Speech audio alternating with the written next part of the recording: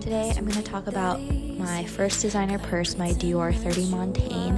I'm going to go over the story of how I got it, why I got it, and whether I will be selling it. But hopefully this will give you a good idea of what to look for when you're buying your first designer handbag.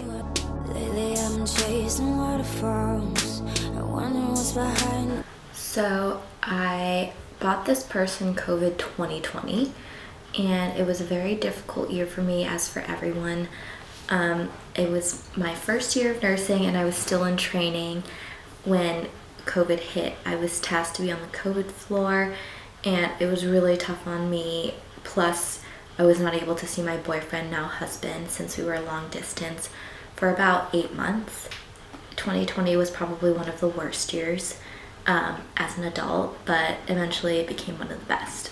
In September, we found out that I could go visit Finland, and went as soon as I could. I went to duty free at Heathrow to look at the purses there, and I had been contemplating the pink one of the Dior 30 Montaigne. I was thinking about it since January when I saw the handbag online, and I did so much research and looked at all different colors, all different brands of handbags. I saw what the handbag could fit and all the elements that I wanted for my first designer handbag, and I thought that the Dior 30 Montaigne would be it. When I got to Heathrow to look at the pink one, I couldn't help but feel slightly disappointed because it didn't make my heart sing like I thought my first designer handbag would. And I was like, yes, objectively it's nice, but do I really want to spend 2,300 pounds on something that isn't going to make my heart sing? So I was kind of defeated and I started looking.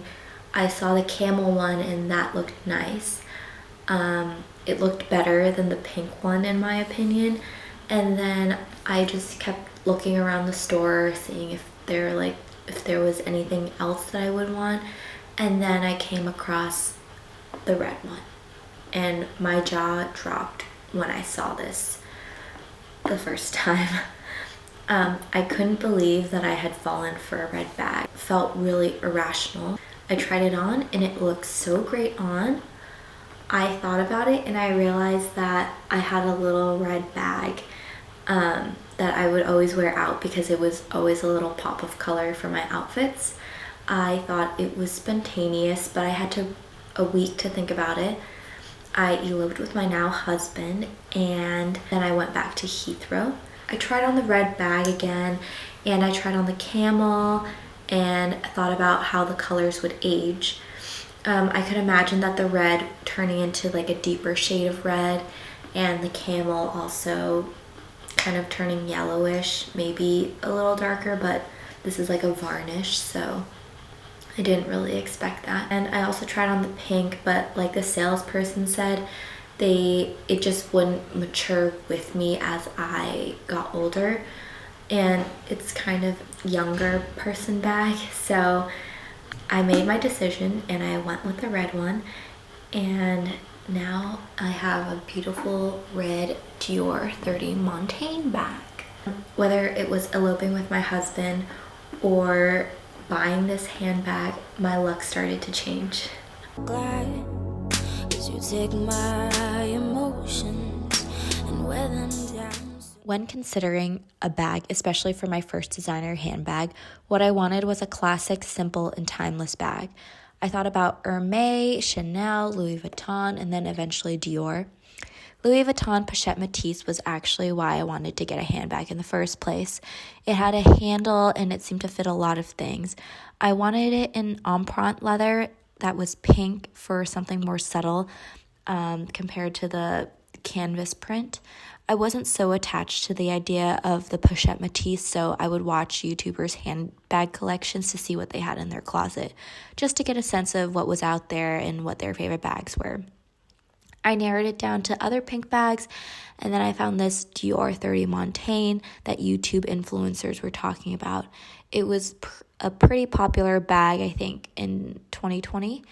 Valeria Lipovetsky was actually the one who really sold me on the bag when she showed off her Dior 30 Montaigne. And wear them down so that this destructive infatuation can So for the price of these designer handbags, you better be able to wear it in more ways than one.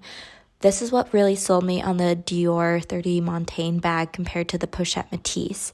The Pochette Métis only had a top handle and a crossbody / shoulder bag. This one had one more feature than the Louis Vuitton. You could take the strap off. So I could wear it as a clutch if I needed to.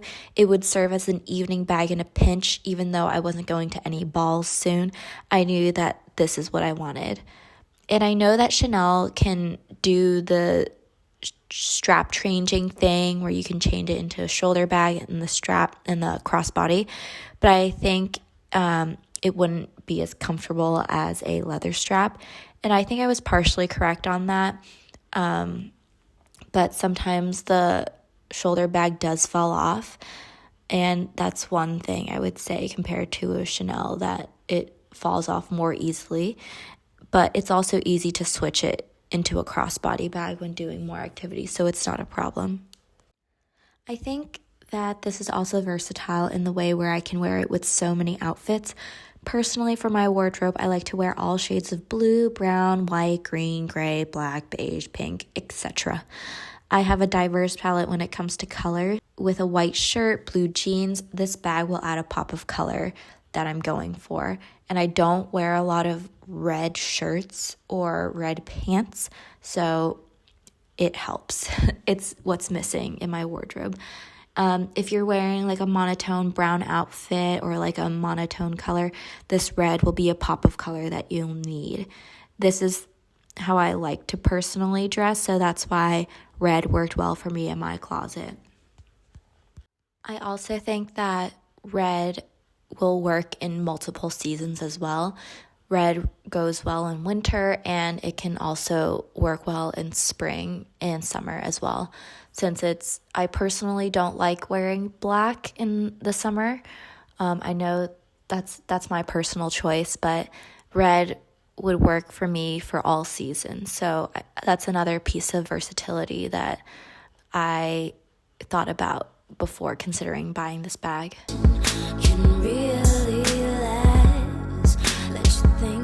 Dior also put out a video of the handbag being made. I think that's genius because I really love to see how things are made, and the handmade quality just shows how much care they put into their bags and the attention to detail that is paid with every bag. Whether or not they actually made my bag like this, I don't know, but the marketing sure made me feel like a valued customer. This bag is also in box leather, which is one of the more expensive leathers because it's higher quality. Usually you see a grain leather like on the Pochette Métis. It's not the best quality, but the grain leather is definitely more durable. I personally wanted to know that the bag I was buying was a high quality bag, especially for the price. So I was happy that with a higher quality leather compared to other bags. The box leather is holding up pretty well after 2 years. I haven't babied this bag and there are a couple scratches, but I think that this bag will age nicely because of the higher quality materials used. And to me, scratches are just part of aging.